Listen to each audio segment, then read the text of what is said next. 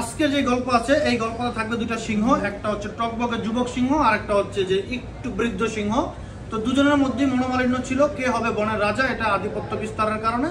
তো এই মনোমালিন্য হওয়ার কিছুদিন পরে এক জাক হায়নার দল এসে বৃদ্ধ সিংহকে অ্যাটাক করে। অ্যাটাক করার পরে ছুটে যায় হচ্ছে যে যেই যুবক টকবকে সিংহ ছিল, ওই সিংহ ছুটে গিয়ে হচ্ছে তর্জন গর্জনের মাধ্যমে ওই হায়নার দলকে তাড়িয়ে দেয়। এটা দূর থেকে ফলো করে হচ্ছে একটা শিয়াল।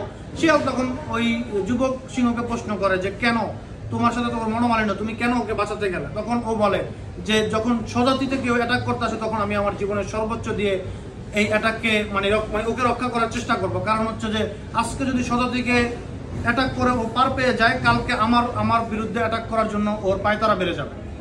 তো এটাই আসলে বিষয় যে আপনি যে রাজনৈতিক দল করতেছেন বা করেন, আপনার যে দলের লোক, এই দলের লোকের যদি আপনি ক্ষতি করেন বা আপনি যদি এই দলের লোকের বিপদে আপদে না আগান, তাহলে পরবর্তী বিপদটা কিন্তু আপনার দিকে তাকিয়ে আছে বা আপনার কাছে আসার জন্য অপেক্ষায় আছে। তো আপনার উচিত হবে যে সবসময় আপনার যে দলের লোক আছে এদেরকে সেভ করা, এদেরকে সাপোর্ট করা। যেই কোনো সিচুয়েশনে আধিপত্য বিস্তার নিয়ে দ্বন্দ্ব থাকবে, কিন্তু যখন বিরোধীরা এসে আপনাদেরকে অ্যাটাক করার চেষ্টা করবে তখন অবশ্যই আপনারা সম্মিলিতভাবে এই অ্যাটাকের প্রতিরোধ গড়ে তুলতে হবে।